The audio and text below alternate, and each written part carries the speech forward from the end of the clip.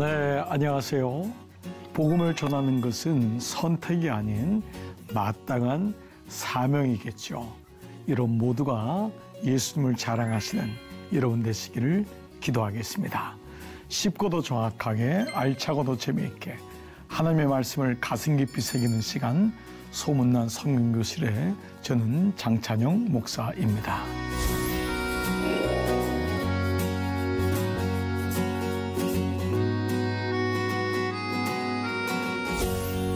자, 여러분 지난 시간 기억나시나요? 바로 교제에 대한 말씀을 나눴습니다.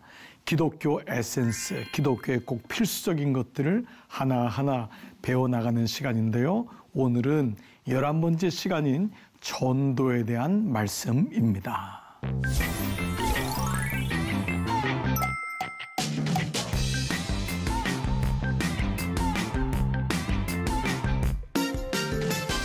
자, 오늘은 전도라는 건데요. 그야말로 도를 전한다. 제자도, 전도, 길입니다. 길도자지요.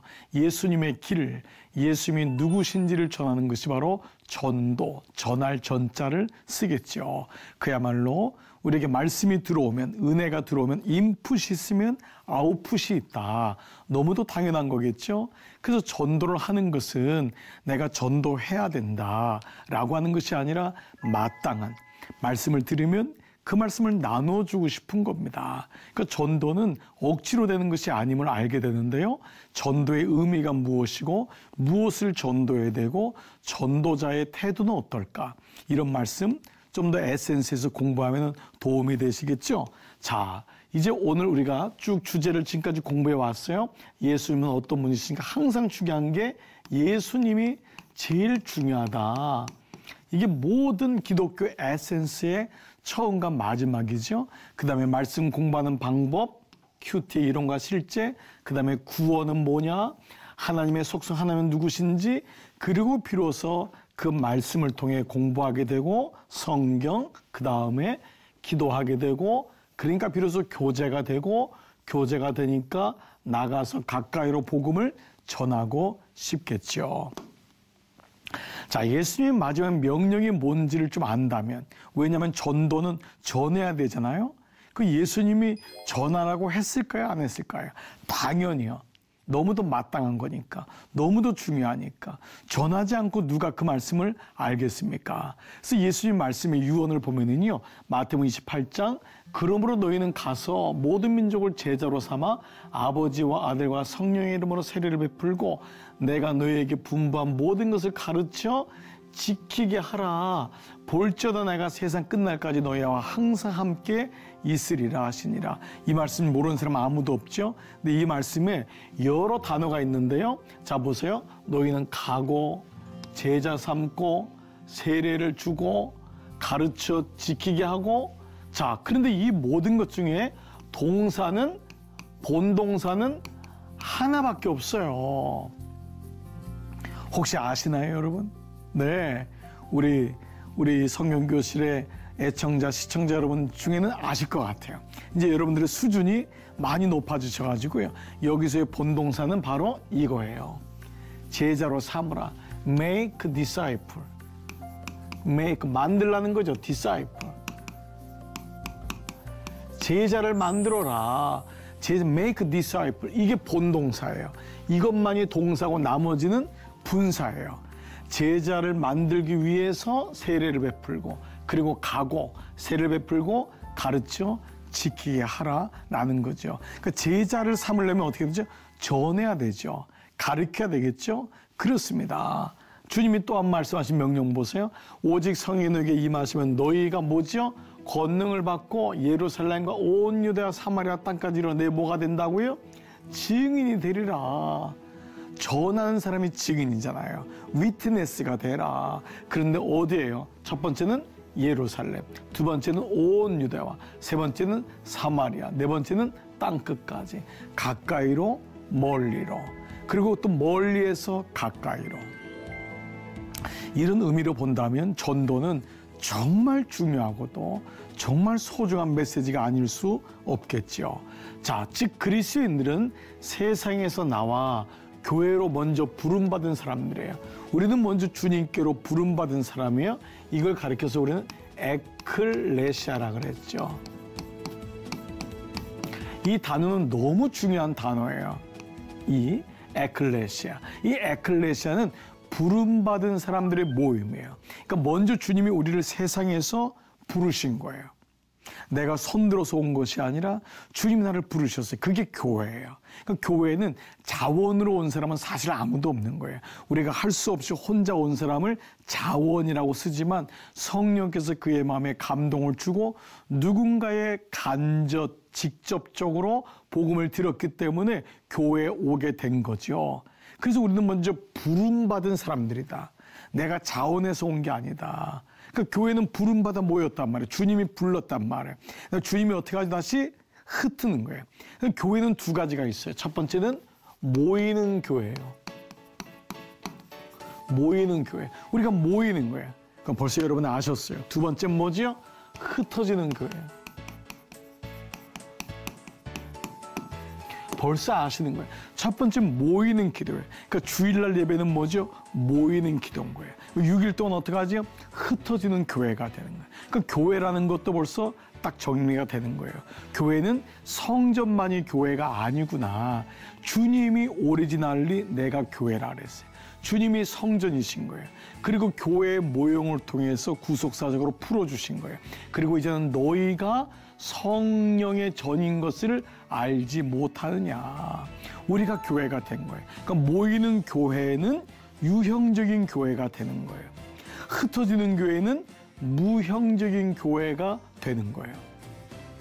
즉 보이는 교회. 그러니까 교회는 거기 있는 교회잖아요. 그런데 내가 교회가 되니까 걸어 다니는 교회가 되는 거죠. 여러분 이해가 되시죠? 그렇기 때문에 우리 모두가 증인되는 거예요. 부름받은 사람들이고 동시에 그리스도인들은 교회에서 나와서 세상 속으로, 처음에는 세상에서 나와서 교회로, 이것이 일월화수목금토일 주일인 거예요. 세상 속에 살던 우리가 먼저 교회에 가서 첫 시간을 교회에서 예배를 드리고 말씀을 배우고 그때 부름받아 사람들이 되고, 그래서 부름받아 나선이 몸. 처음에 부름받아서 두 번째가 나서는 거예요. 이 원리죠. 두 번째는 그리스도인들은 교회에서 나와서 세상 속으로, 그래서 파송하는 거예요. 축도는 파송의 의미를 갖는 거예요. 이제는 성부와 성자와 성령의 은혜로 여러분들을 파송합니다. 어디로요? 세상으로. 어떻게? 증인으로, 제자 삼으라고. 바로 이 메시지가 이 안에 함축되어 있는 것이죠. 자, 세상에 대한 자세를 보면은요, 우리는 어떤 자세겠냐면 첫 번째는 대립으로 보는 반대 입장에 있었어요. 아, 세상은 악한 거야. 나는 선해. 여기는 악이야. 그러지 세상 속에 들어가면 안 돼. 라고 하는 고립하거나 대립한 거예요. 수도원에 들어가거나. 이 수도원 운동은 물론 의미가 있었어요. 그러나 하나님은 수도원 운동에서 끝이지 않고 세상으로 나오게 하는 거예요. 우리가 기도원에 들어갈 수 있어요. 기도원에 들어가는 건 능력을 받고 힘을 받아서 나오기 위함인 거죠. 그러니까 이것을 대립으로 보는 거예요. 세상은 악해. 들어가면 안 돼. 안 돼. 안 돼. 안 돼라고 생각하는 거예요. 그러나 두 번째 또 있었어요. 역사적으로 보면은 타협으로 보는 거였어요. 아, 그냥 어느 정도 살자. 요 정도 공동 분모 가지고 살면 돼. 너무 깊이 들어가지 말고 어느 정도 즐기고 어느 정도 알고. 말은 맞는 것 같은데 이걸로는 사실은 가라, 제자 삼으라, 증인되라고 하는 말씀을 이해하기는 불충분하다는 거죠. 그래서 세 번째에서 바로 문제가 해결되는 건데, 정복이란 말은 우리가 생각하는 그런 어떤 제국주의가 강한 나라가 약한 나라 이런 의미가 아니라 이것은 하나님 나라의 정복이에요. 하나님 나라. 그래서 겨자씨 작은 것이 땅에 떨어졌을 때 그렇게 퍼져나가듯이, 작은 누룩이 밀가루 안에 들어왔을 때 부풀듯이, 이건 정복이란 개념은 좋은 개념으로 써인 거예요. 하나님 나라가 확산돼서 그 땅에 들어가 그 땅을 변화시키는, 정복, 변혁이란 말은 조금은 센 말이지만 이 의미가 하나님 나라의 의미로 생각한다면 여러분 이해가 되실 거예요. 그 말은 뭐냐면 이 땅에 들어가라는 거예요. 이 땅에 들어가고 이런 방법으로도 들어가고 저런 방법으로 들어가서 이 땅을 하나님의 나라로 바꾸라는 거예요. 이게 우리에게 주신 사명인 거예요. 그래서 이 바실레이아라는 단어를 써요.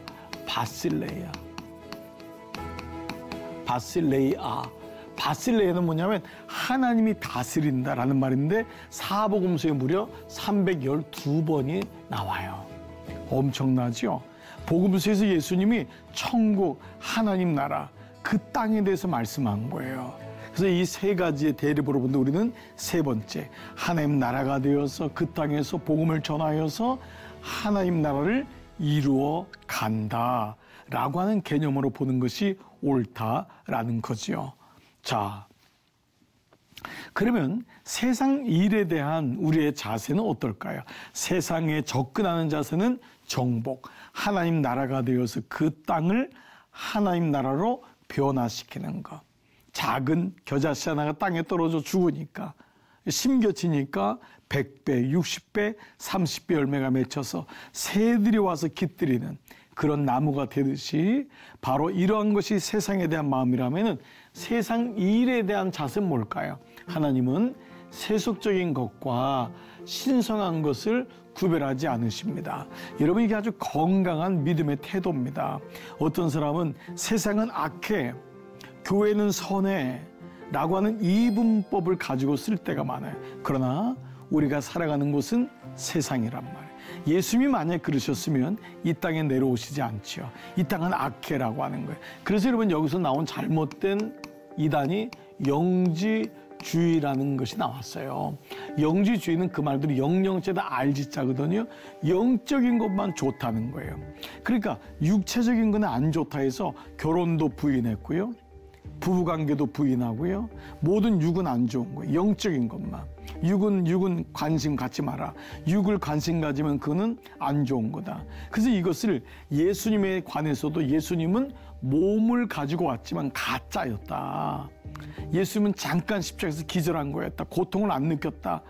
어찌 보면 굉장히 영적인 것을 얘기하는 것 같지만은 건강하지 않은 거예요. 그래서 이 영지주의가 이단이 되었던 거예요. 오늘날도 가장 큰 이단의 부류 중에 속성을 가지고 있는 게 영지주의라고 할 수 있어요. 자, 그렇다면 하나님은 세속적인 것과 신성한 것을 구별하지 않아요. 그러니까 우리가 세상에 살다가 라고 하는 표현을 많이 쓰지만 우리는 세상에 또 들어가는 곳이에요. 그렇기 때문에 모든 것은 하나님의 주권 아래 있기 때문이다.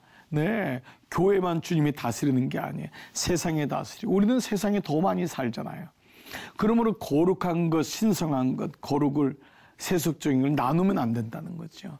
우리는 이걸 나누는 것이 아니라 이 안에서 살아가는 존재임을 알게 되는 것입니다. 자, 그래서 세상 일에 대한 자세인데 이 말씀은 잘 보셔야 돼요. 창세기에 우리가 죄를 진 다음에 주님이 말씀하세요. 아담에게 이르시되 내가 내 아내의 말을 듣고 내가 내게 먹지 말란 나무의 열매 실과를 먹었은즉 땅은 너로 말미암아 저주를 받고 땅이 저주를 받았어요. 맞죠? 그런데 너는 평생에 수고하여야 그 소산을 먹으리라고 하는 게 마치 번역된 걸 보면은 평생에 수고하는 이 일을 하는 것이 마치 저주와 연결되어 있는 것처럼 보여요. 그러나 이 말씀의 원어는 그렇지 않습니다. 이것은 성경은 창세기 있는 말씀이 모든 사복음서를 통과해서 신약까지 가서 옛 언약인 구약과 새 언약인 신약이 합쳐지는 거거든요. 그래서 구약에 있는 문자적으로만 봐가지고 이 말씀은 저주네. 나 일하는 게 저주야. 그래서요, 옛날 사람들은요, 빨리 은퇴하려고 했어요.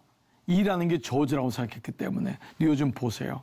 오히려 일을 안 하는 게 저주가 되는 거예요. 아무것도 안 하고 무의도식하고.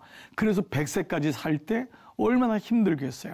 그러니까 이제는 모든 일의 개념이란 것을 노동의 개념 이상으로 일은 창조의 하나다라고 보는 거예요. 내가 일함으로 창조적인 생각을 갖고 일함으로 가치를 부여받고 부여해주고, 이렇게 일은 하나님의 창조의 하나이지 이 말씀을 평생에 수고해야지라고 하는 것을 노동이 저주의 결과다라고 하는 것은 잘못된 성경 해석이라는 거죠. 자, 이 말씀을 좀 더 봐볼게요. 그래서 일 자체가 범죄의 결과가 아닙니다. 그러니까 신학이라는 게 이렇게 중요한 거죠. 그래서 빨리 일을 안 하는 게 마치 축복받은 것처럼. 그래서 옛날에는요, 돈 많이 벌어가지고 빨리 50대에 은퇴할 거야. 여러분, 그런 분이 빨리 돌아가시더라고요. 왜 그러냐면 일 자체가 저주가 아니에요. 좀 더 볼게요. 일은 창조 원리에 속합니다. 왜냐하면 주님도 일하시니, 예수님 뭐라 하세요? 하나님이 일하시니 나도 일한다. 그 말씀 분명히 하셨잖아요. 그러면은 하나님이 일하시면 나도 일하면 저주가 되잖아요. 이 일이 만약에 저주의 결과라면, 죄의 결과라면. 그러나 이 일은 창조의 원리에 속하십니다. 주님이, 하나님이 태초에 천지를 말씀으로 창조하신 거예요. 일하신 거예요. 그렇습니다. 예수님이 이 땅에 오신 거예요. 육신을 가지고 창조의 사역에 오신 거예요. 요한계시록의 주제가 재창조인 거예요. 창조와 재창조로 성경이 마무리가 되지요. 자, 아담의 범죄 결과는 하나님이 주신 신성한 일에 고통이 따르게 되었다. 스트레스가 된 거예요. 땅이 저주받으니까. 근데 그때 그리스도인들은 저주받은 이 땅, 사단이 지배하는 이 땅에서 하나님의 창조 원리를 가지고 어떻게 살아낼 것인가, 그 땅을 하나님의 나라로 회복을 시킬 것인가, 그게 바로 창조요, 하나님 나라요, 일이요. 바로 그것이 오늘 세상을 보는 우리의 눈이라는 것이죠. 자, 그래서요, 골로새서 3장에 보면 무슨 일을 하든지 마음을 다하여 죽게 하듯 하고 사람에게 하듯 하지 말라. 세상 일에 대한 자세인 거예요. 그리스도는요, 작은 거 하나에도 거기 힘이 있더라고요. 제가 목회를 하면서 여러 사람을 만나잖아요. 여러분, 그 일이요, 굉장히 고상하고 좋은 일을 해서 그 사람이 고상한 게 아니더라고요. 어찌 보면 반복되는 일 가운데서도 그 일의 진정성을 가지고 매번 그 마음을 가지고 임하는데요, 그게 나중에는 너무 큰 힘이 되고 사람들이 함부로 할 수 없는 놀라운 일이 그 안에 생기더라고요. 그러니까 중요한 건 뭐냐 하면 일 가운데서 하나님의 마음을 아는 거예요. 세상 일을 어떻게 아느냐, 무슨 일을 하든지 주님이 내게 주신 일이라고 하는 사명감을 가지고 있으면 그게 바로 죽게 하듯 하고 주님이 내게 주셨구나 라고 하는 마음으로 한다면 그 안에서 사람들은 진정성을 보게 되는 거예요. 그리고 그 일에 최선을 다하는 사람을 함부로 하지 못합니다. 정말 이런 일들을 많이 경험하죠. 죽게 하듯 하고 사람에게, 이건 눈가림으로 하지 말라는 거예요. 자, 이것이 우리가 세상 일에 대한 자세죠. 자, 좀 더 보면은 복음 전하는 그리스도인은 현재 그들이 살고 있는 사회를 올바로 이해하고 그들이 하고 있는 일에 대해 적극적으로 임해야 합니다. 그런 사람이야 복음을 제대로 전할 수 있습니다. 이 땅에서 억지로 살면 안 돼요.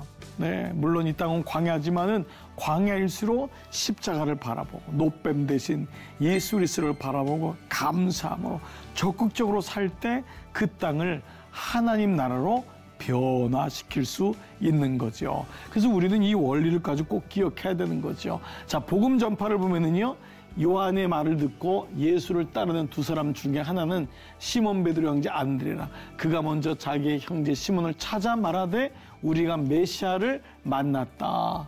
네, 그래서 한 명 한 명을 데리고 오죠. 예, 내가 예수님 만났다는 거예요. 이게 복음의 시작이거든. 내가 은혜 받았어. 그분이 내 인생의 BC와 AD를 나눴어. 그렇죠. 그러니까 그리스도 메시아를 만났다, 구원자를 만났다라는 복음이 시작되는 거예요. 자, 복음 전파의 기본 자세는 또 보세요. 내가 그를 위하여 모든 사람 앞에서 내가 보고 들은 것에 증인이 되리라. 믿음이란 건 보는 거예요. 하나님이 어떤 일을 하시는지, 믿음이란 말씀을 듣는 거예요. 그 말씀이 어떠한지, 그것에 증인되는구나. 그래서 내가 보고 들은 것, 네, 억지로 하는 것 아니죠? 네, 자, 기본 자습은 내가 복음을 부끄러워하지 아니하노니 복음은 모든 믿는 자에게 구원을 주시는 하나님의 능력이 됨이니라. 한번 질문해 볼게요. 여러분 혹시 복음을 부끄러워하세요?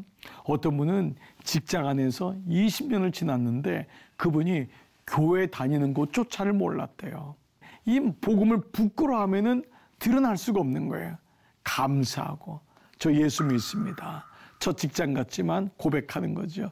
저는 예수 믿습니다. 저는 주일 예배를 성수합니다. 그게 처음엔 직장 생활하면서 좀 어려움이 있을지 몰라도 그것을 통해서 사람들은 아는 거예요. 저 사람은 중심이 있구나. 저 사람은 하나님을 제대로 믿는구나 라는 것을 알게 되는 거죠. 자, 생활을 통해서 보세요.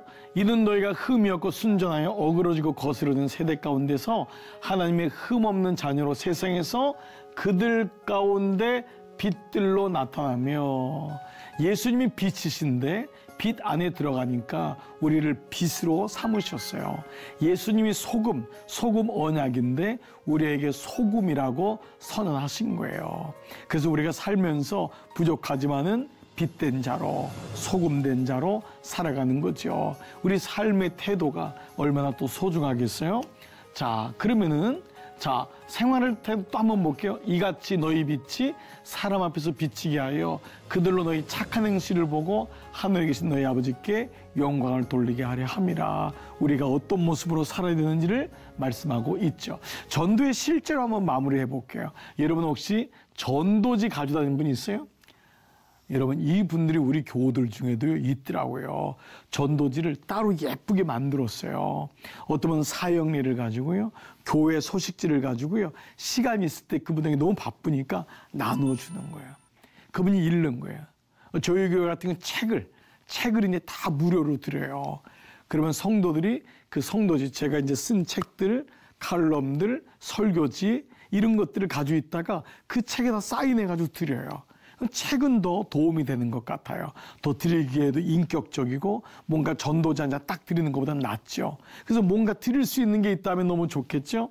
또 만약에요 20-30분 정도의 시간이 있으면 1:1로 다리 예화 같은 거 있어요. 이 다리 예화는 뭐냐면요, 이쪽에 우리가 있고 사람이 있잖아요. 여기 하나님이 있어요.